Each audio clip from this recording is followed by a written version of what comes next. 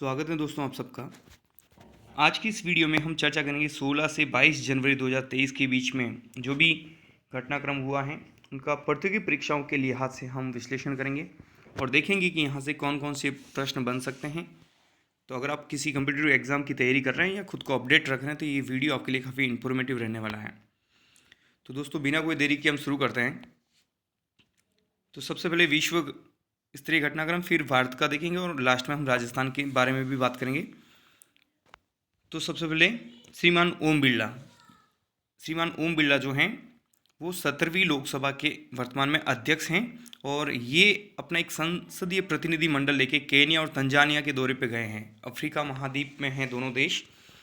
तो भारतीय संसदीय प्रतिनिधि मंडल में कौन कौन से लोग हैं और सांसद चिराग पासवान, मनोज कोटक, एस फांगनोन कोन्याक और लोकसभा महासचिव उत्पल कुमार सिंह।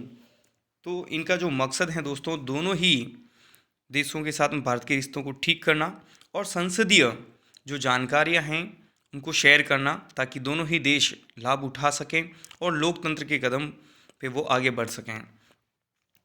केन्या की जो राजधानी है वो नैरोबी है और तंजानिया की जो राजधानी है वो डोडोमा है। अगला बिंदु दोस्तों, तो इस तरह से प्रश्न आ सकता है कि श्रीमान ओम बिरला के नेतृत्व में भारतीय संसदीय प्रतिनिधि मंडल हाल ही में किन दो अफ्रीकी देशों के दौरे पर गए, तो ऐसे प्रश्न यहाँ पे बन सकते हैं। नेक्स्ट हैं अब्दुल रहमान मक्की। ये एक आतंकवादी हैं और यूनाइटेड नेशन सिक्योरिटी काउंसिल यानी संयुक्त राष्ट्र संघ की जो सुरक्षा परिषद है उसके द्वारा इसे वैश्विक आतंकी घोषित किया गया है हाल ही में।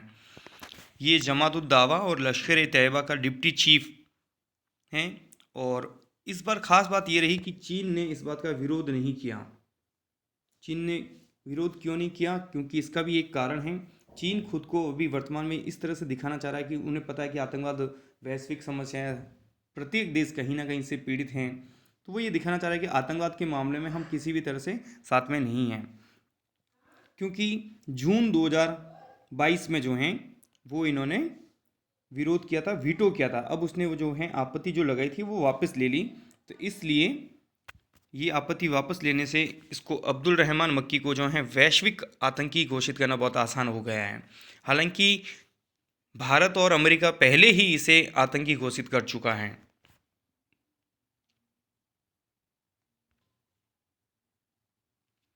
फिर हैं जेपी नड्डा।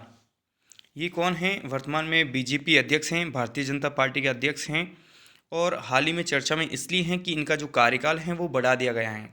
क्योंकि 2024 में लोकसभा चुनाव हैं तो भारतीय जनता पार्टी की जो कार्यकारिणी की बैठक हुई उसमें ये निर्णय लिया गया कि इन्हें लोकसभा चुनाव तक इनके कार्यकाल को बढ़ाया जाए। वैसे जो बीजेपी अध्यक्ष होते हैं उनका जो कार्यकाल है वो 3 वर्ष का होता है।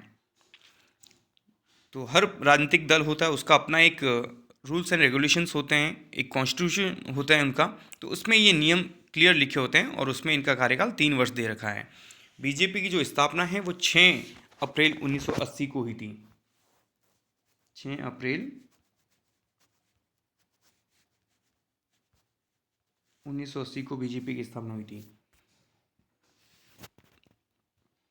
नेक्स्ट है शेफाली और श्वेता ने अंडर 19 महिला क्रिकेट विश्व कप, ये जो अभी चल रहा है महिला T20 क्रिकेट विश्व कप है, ये पहला दक्षिणी अफ्रीका में आयोजित हो रहा है। तो इसमें इन्होंने दोनों ने 111 रन की साझेदारी की। कौन? श्वेता सहरावत और भारतीय टीम की जो कप्तान हैं शेफाली वर्मा, इन दोनों ने मिलकर 111 रन की साझेदारी की है। और ये जो साझेदारी है वो T20 जो अंडर 19 विश्व कप है ये पहली शतकीय साझेदारी है और ये इन्होंने यूएई के खिलाफ बनाए हैं सेंचुरी। तो ये जो पहला अंडर 19 T20 विश्व कप है इसका आयोजन दक्षिणी अफ्रीका में हो रहा है और भारतीय टीम की जो कमान है वो शेफाली वर्मा संभाल रही है। नेक्स्ट है मात्र 8 साल की उम्र में संयम मार्ग की पथिक बनी देवांशी। तो ये देवांशी जो हैं अभी ये साध्वी बन गई हैं, साध्वी दिंगत। ये सूरत में इन्होंने जो हैं दीक्षा ग्रहण की थी और ये मूल रूप से जो हैं दोस्तों राजस्थान के सिरोही जिले के मालगांव के संघवी परिवार से संबंधित हैं ये। तो दिगंत प्रज्ञा बन चुकी हैं, ये पूछा जा सकता है इनका मूल नाम, और मात्र 8 साल की उम्र में इन्होंने जो दीक्षा प्राप्त की है। तो ये काफ़ी एक अच्छा प्रश्न यहाँ पे बन रहा है। फिर नेक्स्ट है विभिन्न राज्यों में विधानसभा चुनाव की घोषणा। अभी राष्ट्रीय निर्वाचन आयोग ने ये घोषणा की है। तो उनमें से जो फेब में जो इलेक्शंस हैं वो देखिए, त्रिपुरा, मेघालय, नागालैंड, इन 3 स्टेट्स के लिए असेंबली इलेक्शन होने जा रहे हैं। तीनों ही राज्यों की जो विधानसभा सीटें हैं वो 60-60-60 हैं, और त्रिपुरा में बीजेपी की सरकार है, मेघालय और नागालैंड में बीजेपी प्लस गठबंधन की सरकार चल रही है। और त्रिपुरा में जो है वो इलेक्शन कंडक्ट होंगे 16 फेब को, और बाकी जो 2 राज्य हैं मेघालय और नागालैंड, वहाँ पे 27 फरवरी को मतदान होगा, और इनके जो नतीजे हैं वो 2 मार्च को जारी होंगे। ये जो चुनाव हैं दोस्तों, ये राष्ट्रीय निर्वाचन आयोग करवाता है, और वर्तमान में भारत के जो मुख्य निर्वाचन आयुक्त हैं वो राजीव कुमार हैं। भारतीय संविधान का जो अनुच्छेद 168 है, आर्टिकल 168, वो ये कहता है कि प्रत्येक राज्य के लिए एक विधानमंडल होगा जो राज्यपाल, विधानसभा और विधान परिषद से मिलकर बनेगा। तो विधान परिषद जो है अधिकांश राज्यों में नहीं है, कुछ ही राज्यों में। तो यहाँ पे विधानमंडल का तात्पर्य है कि विधानसभा और राज्यपाल, जहाँ पे विधान परिषद नहीं है। फिर नेक्स्ट है सबसे कम उम्र में ओडीआई क्रिकेट में दोहरा शतक लगाने वाले जो खिलाड़ी हैं वो हैं शुभमन गिल। ये भारत के ही हैं। न्यूजीलैंड के खिलाफ हाल ही में इन्होंने 208 रन बनाए हैं। मात्र 23 साल की उम्र में इन्होंने ये डबल सेंचुरी बनाई है। हैदराबाद में ये मैच खेला गया था। हालांकि इससे पहले जो इन्होंने जिनका रिकॉर्ड तोड़ा है वो भी भारत के ही हैं, ईशान किशन, जिन्होंने मात्र 24 साल की उम्र में बांग्लादेश के खिलाफ डबल सेंचुरी की थी। नेक्स्ट है डोप टेस्ट में फेल हुई दूती चंद पर अस्थायी प्रतिबंध। दूती चंद कौन है दोस्तों? ये भारत की एक एथलीट है, महिला एथलीट, धावक हैं। तो हाल ही में इनका डोप टेस्ट हुआ था दिसंबर में। तो उसमें जो रिजल्ट आया हाल ही में, उसमें ये था कि उन्होंने प्रतिबंधित दवाएं ली है। एनाबॉलिक स्टेरॉइड की जो मात्रा है वो थोड़ी ज़्यादा थी, इस वजह से इन पर बैन लगाया गया है। हालांकि परमानेंट नहीं है, वापस डोप टेस्ट होंगे, और रेगुलर अगर आते हैं तो उन्हें एक लंबे टाइम के लिए भी हो सकता है कि प्रतिबंध झेलना पड़े। और भारत में ये जो संस्था हैं जो इनकी डोप टेस्ट करती है, उसका नाम NAD है, NADA means national anti doping agency, जिसकी स्थापना 2005 में हुई थी। ये देश में जो विभिन्न खेल होते हैं उन खिलाड़ियों को नशीली दवाओं का सेवन करने से रोकने हेतु प्रयासरत रहते हैं। अगला है दोस्तों, अंडमान निकोबार द्वीप समूहों के 21 अनाम द्वीपों का नाम परमवीर चक्र से सम्मानित बहादुरों के नाम होंगे। तो ये क्या था कि अंडमान निकोबार द्वीप समूह में 21 द्वीप हैं जिनके कोई नाम नहीं है अभी तक। तो उन द्वीपों के नाम जो हैं वो भारत के लिए जिन्होंने बहादुरी पूर्वक अपनी जान दी है देश के लिए, तो उनके नाम ये किया जाएगा। और ख़ास करके जो परमवीर चक्र हैं विजेता हैं उनके लिए। तो परमवीर चक्र भारत का सबसे बड़ा युद्धकालीन पुरस्कार है ये। और ये जो नामकरण है, यानी इन द्वीपों का जो नाम है, इनके नाम कब होंगे? पराक्रम दिवस के दिन, यानी 23 जनवरी सुभाष चंद्र बोस की जो जयंती है दोस्तों, उसे पराक्रम दिवस के रूप में मनाया जाता है। और इस बार राजस्थान के भी जो हैं 2 लोग का नाम इस लिस्ट में है। मेजर शैतान सिंह 1962 में भारत चीन युद्ध के समय इन्होंने शौर्य का प्रदर्शन किया था, मरणोपरांत इन्हें परमवीर चक्र दिया गया। और मेजर पीरू सिंह शेखावत 1948, जो भारत और पाकिस्तान के बीच में युद्ध हुआ था विभाजन के टाइम में, तो इन्होंने भी अपने प्राणों की आहुति दी थी। हालांकि जो पुरस्कार हैं वो 1952 में मिला था इनको। अगर बात करें जैसे कि परमवीर चक्र पुरस्कारों की शुरुआत कब हुई, तो ये 26 जनवरी 1950। अब तक कुल 21 लोगों को ये पुरस्कार मिल चुका है। और भारत का प्रथम परमवीर चक्र मेजर सोमनाथ शर्मा को दिया गया था। अगला है जोनबिल उत्सव। यह एक आदिवासी उत्सव है दोस्तों, असम का। तो यह उत्सव आदिवासी समुदाय जैसे तीवा, करबी, खासी, जैंतिया में परस्पर सद्भाव और भाईचारे का प्रतीक है ये। और ये प्रतिवर्ष माघ माह यानी मध्य जनवरी में ये मनाया जाता है।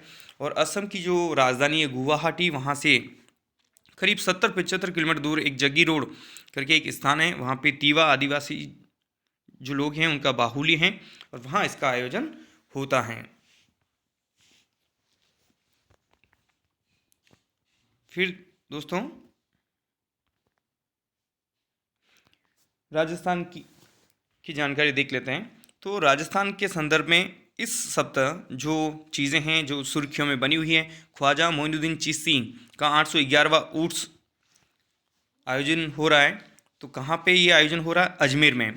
ये 811वें उर्स का जो झंडा है वो भीलवाड़ा का गौरी परिवार ने पहनाया है और इसकी जो शुरुआत है दोस्तों ये 18 जनवरी 2023 से उर्स शुरू हो रहा है और ये प्रतिमा जो हिजरी संवत है उसके रजब महीने में ये शुरू होता है। ख्वाजा मोइनुद्दीन चिश्ती ये एक सूफी संत थे, इनकी प्रसिद्ध दरगाह अजमेर में है। अगला है 9 न्यायाधीशों ने राजस्थान उच्च न्यायालय में शपथ ली। तो ये जो 9 न्यायाधीश हैं इनको शपथ किन्होंने दिलाई? राजस्थान के जो मुख्य न्यायाधीश हैं राजस्थान हाईकोर्ट के पंकज मित्तल ने दिलवाई हैं। तो दोस्तों इनको पद और गोपनीयता की शपथ दिलाई गई आर्टिकल 219 के तहत, यानी 219 के तहत। और 219 ये कहता है कि जो हाईकोर्ट के न्यायाधीश हैं उनको शपथ दिलवाने का कर्तव्य राज्यपाल का है। तो राज्यपाल स्वयं ही अपने द्वारा किसी अन्य व्यक्ति के द्वारा, जिन्हें भी राज्यपाल उचित समझे उनके द्वारा इनको शपथ दिलवा सकता है। तो मुख्य न्यायाधीश, नॉर्मली यही होता है कि जो राज्य के हाईकोर्ट का मुख्य न्यायाधीश है वो शपथ दिलवाता है। राजस्थान हाईकोर्ट की अगर बात करें तो जोधपुर में है, उसमें कुल जो न्यायाधीशों के पद स्वीकृत हैं वो 50 हैं और जो शपथ का प्रारूप है इनका वो 3री अनुसूची में है दोस्तों। अगला है सरिस्का राष्ट्रीय उद्यान जो अलवर में है, वहाँ पे 23 किलोमीटर लंबा एलिवेटेड रोड बन रहा है दोस्तों। एक्चुअली में जो एक बीच में से एक सड़क जा रही है और काफ़ी जानवर जो हैं दुर्घटनाग्रस्त हर दिन हो रहे हैं। तो इससे कई समय से, एक लंबे समय से मांग उठ रही थी कि ऐसा कुछ तोड़ निकाला जाए जिससे कि वन्यजीव को नुकसान ना पहुँचे और यातायात भी जो है वो बाधित ना हो। इस वजह से 23 किलोमीटर लंबा एक एलिवेटेड रोड इसके मध्य में से निकाला जाएगा और ये अब तक का जितना भी हैं सबसे लंबा एलिवेटेड रोड हैं और करीब 1100 करोड़ की लागत से बनेगा। 1955 में जो हैं सरिस्का जो राष्ट्रीय उद्यान है पहले उसको अभ्यारण्य घोषित किया गया और 1978 यानी 1978 में से एक टाइगर प्रोजेक्ट के तहत स्वीकार किया गया था। नेक्स्ट हैं गणतंत्र दिवस की जो परेड है उसमें पहली बार गरुड़ कमांडो अपना शौर्य प्रदर्शन करेंगे और इसका जो नेतृत्व है PS शेखावत पाली से वो करेंगे। गरुड़ कमांडो की जो स्थापना है दोस्तों 2004 में किया गया और ये वायुसेना की जो कमांडो टुकड़ी है एक तरीके से, लगभग जो इनकी संख्या है वो 2000 हैं और 3 साल के कड़े प्रशिक्षण के बाद में इनको तैयार किया जाता है। तो दोस्तों आज के इस वीडियो में इतना ही। उम्मीद करता हूँ ये वीडियो आपके लिए काफ़ी इन्फॉर्मेटिव रहा होगा। ये वीडियो अगर आपको पसंद आया है तो आप इसे लाइक और शेयर ज़रूर कीजिएगा। Thank you so much.